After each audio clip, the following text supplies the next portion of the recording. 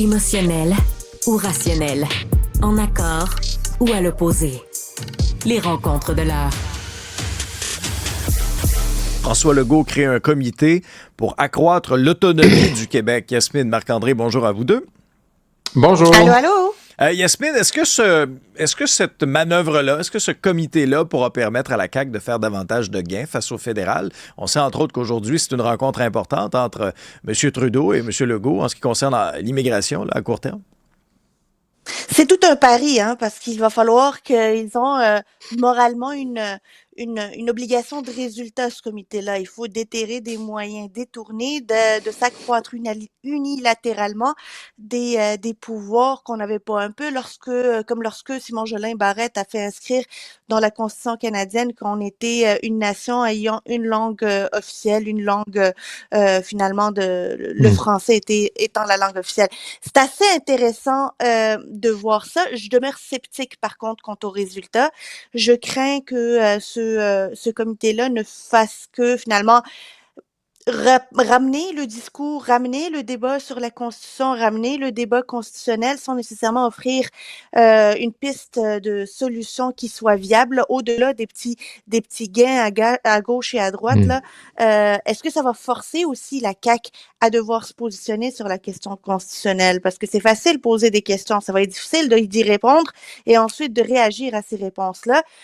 Beaucoup de personnes se posent la question comment ça se fait que Sébastien Proulx, ancien député ministre, évidemment libéral sous Couillard, mais aussi député sous la DQ, ait accepté de coprésider ce comité-là. C'est un peu contre nature, mais j'ai hâte de voir comment ils vont mener leurs travaux puis quelles sont les recommandations qu'ils vont apporter. Je peux pas croire que François Legault n'avait pas déjà quelque chose derrière la tête, déjà des recommandations attendues lorsqu'il a décidé de créer ce comité-là. Marc-André, comment tu vois ça? Ben, moi, j'ai vu que l'heure était grave vendredi. Là. Je sais pas si vous avez la même impression que moi. Le vendredi, on se lève, déclaration solennelle. Monsieur Legault nous arrive avec des cheveux fraîchement coupés, les lunettes pour lire ses notes. On cite Robert Bourassa sur le destin du Québec. Mon Dieu, je dis, on est parti en guerre, là? Je veux dire, moi, j'ai comme senti, là, que ça était rendu complètement ailleurs. Ben, au niveau de la communication, je pense, faut dire, c'est assez habile, parce que ça est venu éclipser tous les autres bilans de toutes les autres partis d'opposition, là. Puis là, on n'était pas en train de parler, là, qu'est-ce qui arrive avec Santé Québec, puis qu'est-ce qui arrive en éducation, puis qu'est-ce qui arrive avec nos routes, puis qu'est-ce qui arrive avec le budget de l'État québécois, là. Là, on a pris un ballon, puis on l'a lancé, puis on fait diversion, là. C'est une stratégie en politique que j'apprécie et que j'aime ça l'avoir exécuté, là. Et je pense que c'est ce que M. Legault et son équipe ont fait vendredi. Sauf que moi, ce que je trouve souvent en politique, c'est que quand tu n'as plus d'idées, tu crées un comité. Fait que c'est un peu ça qu'un moment donné que tu fais, là, un autre comité pour arriver à quoi, là? Je veux dire, je pense, tu sais, peu importe la qualité de Sébastien Proulx, de Guillaume Rousseau, puis des autres membres de Martine Tremblay, hein, qui est sur le comité, qui était la dernière chef de cabinet de René Lévesque, là. Quand même des gens qui ont des longues feuilles de route. Peu importe la qualité de ces gens-là, ils n'arriveront pas avec des choses que les fonctionnaires, que l'équipe de François Legault ne connaissent pas, là. Je veux dire, Yasmine, tu le citais à juste titre, ce que Simon Jolin Barrette a réussi à faire. Bon, c'était ingénieux, puis personne n'avait fait avant lui, parce que je suis sûr que si les péquistes avaient eu l'idée avant, ils l'auraient fait. Mais là, tu sais, vraiment, qu'est-ce que ça va donner, ce comité-là, le 15 octobre? Ce que ça nous montre, c'est que M. Legault veut répondre à la montée du Parti québécois, et M. Legault essaie de nous montrer. Tu sais, M. Legault, lui, il se place entre l'arbre et l'écorce. C'est d'un côté, t'es fédéraliste, d'un côté, t'es souverainiste. M. Legault, lui, nous dit, moi, j'attends pas le grand soir, je veux faire des gains. Depuis qu'il est là en 2018, bon, il y a eu la pandémie, là, je veux bien, là, mais maintenant, il faut en sortir. On peut pas dire qu'il a fait des gains extraordinaires, là. Fait que c'est une espèce de troisième voie entre les fédéralistes et les souverainistes. Est-ce que ça a fonctionné? Est-ce que ce comité-là va changer quelque chose? Je suis plus ou moins convaincu, là. Juste avant, Yasmine, de faire un retour sur le bilan de chaque formation politique, je veux absolument vous entendre sur ce qui va se passer aujourd'hui, là, sur la rencontre entre M. Trudeau, M. Legault à propos de l'immigration. Quelles sont les attentes réelles de des issues ou des voies de passage de cette rencontre-là entre les deux? Est-ce que réellement, dans ton esprit, Yasmine, le François Legault va ressortir de cette rencontre-là avec les pleins pouvoirs en immigration ou au contraire, ce sera quoi une petite victoire pour François Legault au terme de cette rencontre-là, dans ton esprit? La victoire ultime, c'est d'avoir le chèque. C'est de prendre une petite photo avec un chèque, là, le milliard, là, tu sais, une petite photo, les deux, là, comme à l'Auto-Québec, quand quelqu'un gagne le million. Ben là, on veut le chèque du milliard, là, tu sais. François Legault puis Justin Trudeau côte à côte qui sont en train de se donner le chèque, là. Si on arrive avec le chèque, on arrive avec le montant, on règle ça, c'est déjà un gain pour François Legault d'être allé chercher le dû des Québécois, puis ça passera bien, puis ça finira bien son année. Mais au-delà du financement, de toute l'opération de l'accueil des demandeurs d'asile, puis on le sait, le Québec en recevait jusqu'à très récemment beaucoup plus que les autres provinces. Là, maintenant, l'Ontario a pris la première place. C'est prendre aussi, voir comment les demandeurs d'asile peuvent être entre guillemets, distribués partout au Canada, parce que reste que le Québec continue à en recevoir beaucoup, là, continue à en recevoir énormément. Sur la question de l'immigration temporaire, plutôt le programme des travailleurs étrangers, est-ce que le programme fédéral peut mettre en place un critère supplémentaire, celui de la langue? Ça aussi, ça pourrait être un gain majeur. L'accélération de l'émission de permis de travail pour les demandeurs d'asile de la part du fédéral, ça pourrait être un gain. Il y a des gains à aller chercher. Je crains que cette rencontre soit qu'une rencontre parmi lesquelles on va brasser des idées, mais c'est la deuxième. Et la deuxième, habituellement, c'est pour annoncer les actions. Donc, les attentes sont élevées des Québécois et de nous tous, là. Marc-André?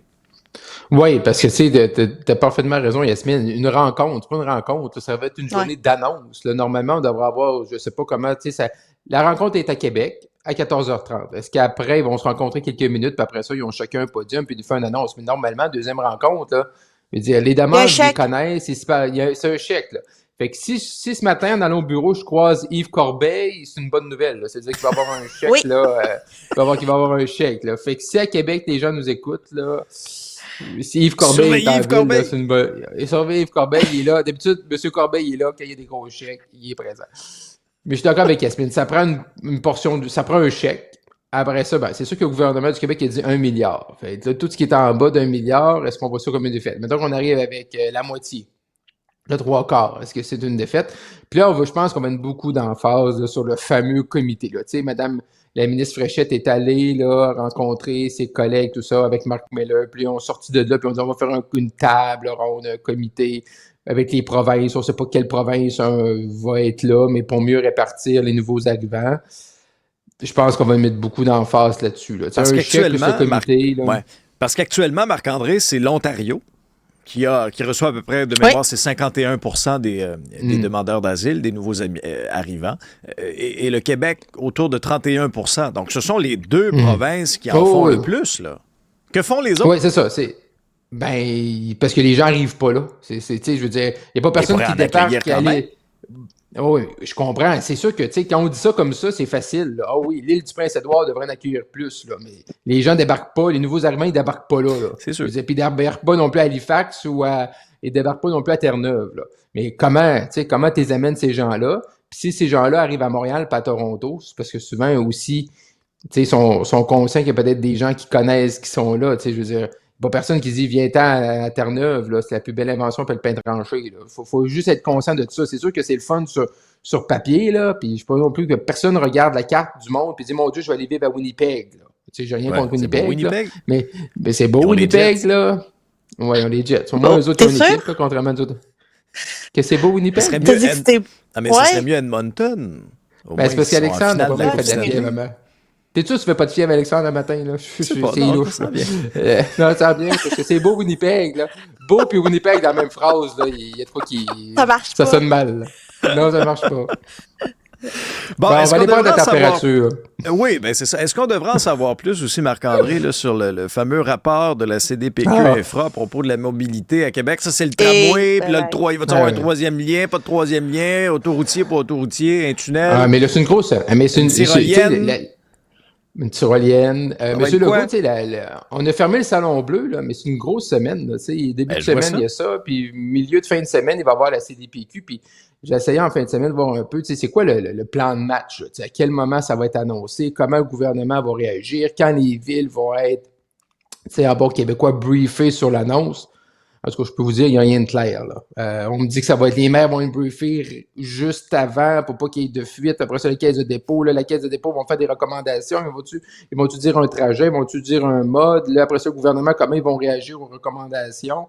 Mme Guilbeault a dit qu'il allait faire ça rapidement. Là, on dit que Mme Guilbeault part le 15 juin en vacances, j'imagine, là, c'est dans quelques médias. Fait qu'il faut faire ça avant ça. Gilles Houllier, lui, le maire de Lévis, il est en Europe, puis il ne reviendra pas pour ça. Fait que c'est tout un méli-mélo là, cette semaine à Québec. Là.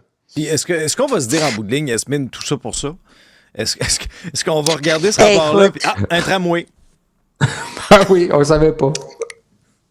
Écoute, je pense que Bruno Marchand adorait ça, que la CDPQ lui donne raison. Il y Là, aurait un petit imagine sourire en la coin. CDPQ qui dit un tram. Il y aurait un petit sourire en coin pour dire je vous l'avais dit, tu sais, le je vous l'avais dit qui fait mal. Là. Je suis pas mal sûre qu'ils vont pas annoncer de tramway. Je suis pas mal sûre qu'ils vont dire non. On va mettre ça de côté. Politiquement, là, tu sais, ils habitent pas sous une grotte, là, CDPQ. Ils savent qu'il y a des points politiques là-dedans, là, puis ils prennent ça en ligne de compte. On a beau... Ben, pourquoi pas? Ils sont rendus bons dans le REM, CDPQ Infra. Peut-être qu'eux, ils se proposent à construire le REM. Quand il marche. Moi, quand il marche, j'ai hâte de voir la réaction aussi des oppositions. Parce qu'il y a des oppositions qui sont pas claires, là. On se rappelle, le PQ était pour le troisième lien, contre le troisième lien. En fait, il n'a jamais été pour, mais il a été contre, très contre et moyennement contre, puis un peu contre.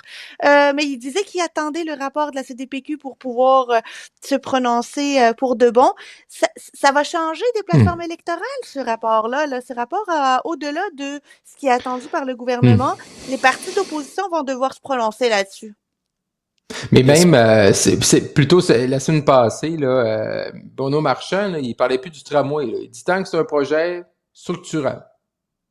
Ah oui, ça, c'est le grand Est-ce terme. que c'est un projet structurant. Oui, ça, c'est un métro? Ça. Un terme qui dit un tout métro et rien à la fois. léger, un métro.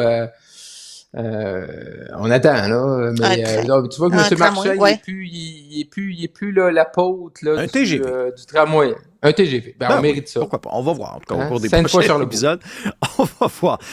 Marc-André, les partis politiques à Québec ont fait leur bilan de fin de session. Ça a été le cas de la CAQ, mais ça a été le cas des oppositions également. Quels sont les devoirs des partis d'opposition cet été, professeur Leclerc? Oui, professeur, on va les faire en cette fin de session scolaire. Mais je trouve que tout le monde a des devoirs. Il n'y a pas personne qui peut dire, là, moi je pars là, en vacances puis tout va bien. Oui, le PQ a consolidé, là, c'était le mot choisi par PSPP, consolider ses appuis, mais comment tu restes en haut de la montagne? Là, comment tu restes le roi de la montagne? Le Parti québécois a fait une grosse campagne sur la souveraineté. Bon, est-ce qu'il est trop tôt pour juger de la campagne? Peut-être. J'ai encore vu des annonces au courant des derniers jours, dernières heures. L'aiguille n'a pas vraiment bougé en ce moment. Non, ça là-dessus, ça n'a pas bougé. Consolider. Ils veulent consolider. Fait que peut-être c'est ça le devoir, là. Le questionnement pour les péquistes, c'est comment ils peuvent consolider ces appuis-là. Parce que si tu es à 32 puis tu as 32% ferme, ben là, tu es capable, peut-être en campagne, d'aller en chercher plus, puis c'est correct. T'sais. Mais si ton 32, c'est un 32 mou, ben là, tu as peut-être un problème, là, parce que ton 32 peut devenir un 28, puis peut devenir un 25 si tu fais une mauvaise campagne, si tu as 2-3 affaires que les gens n'aiment pas. Puis également, se poser la question pour le Parti québécois, je pense, sur... T'sais, ils sont tout le temps pognés avec ça, parce que oui, ils veulent faire la souveraineté du Québec, parfait, pour eux, mais d'un autre côté, pour être élu, pour faire ça, faut que tu sois élu, puis les gens vont regarder si tu peux être un bon gouvernement. Fait comme ils sont pris dans cette spirale-là, puis je pense que c'est ça leur devoir, c'est quelle est l'offre politique. Parce que oui, M. PSPP, là, PSPP a parlé des écrans, là, mais ça ne sera pas la question de l'urne en 2026. Il ne faut pas se faire des accroire. Professeur Abdel Fadel? Moi, ça va être, je trouve ça intéressant cet été parce que les libéraux vont devoir démontrer, là, il va y avoir du grenouillage, il va y avoir des clans qui vont se former, mais là, comment garder un semblant d'unité de caucus là au retour à l'Assemblée nationale, alors que ça va être l'été des fractures entre les militants, entre les députés, le monde va commencer à se positionner. Au-delà de ça, il y a, moi, pour le Parti québécois, comment faire en sorte de garder une visibilité médiatique, là, tu sais, comment sortir, là, eux, ils étaient toujours bons de jouer à la marge, là, puis c'est la visibilité médiatique euh, complètement exponentielle par rapport au nombre de députés qu'ils sont, qui a fait aussi leur secret, puis il faut qu'ils demeurent omniprésents cet été. Comment vont-ils réussir à être présents dans l'œil des caméras, avoir des micros médiatiques, puis rester pertinents? Puis Québec solidaire, là, c'est comment démontrer que le pragmatisme est payant. Ils doivent faire des gains à la prochaine session parlementaire. Quels sont les compromis qu'ils vont réussir à faire eux-mêmes avec leur gang pour démontrer que le pragmatisme peut être payant? Ça risque d'être intéressant. Le logement, hein, Ah, merci Alexandre. Oui, non, vas-y, t'as le mot de la fin, Non, Marc-André. mais je veux dire, en termes de gains, GND, là, il y a beurré épais sur les gains, sur les évictions en logement. Ça a été, il l'a rappelé, puis je pense qu'il va passer une bonne partie de l'été à rappeler ça. Puis si QS peut rester quand même, tu sais, loin des micros, tranquille, pas de chicane, recoller les pots cassés, puis préparer leur congrès, hein, ça va revenir vite pour eux en novembre prochain. T'as bien raison. Yasmine, Marc-André, bonjour à vous deux. Bye bye.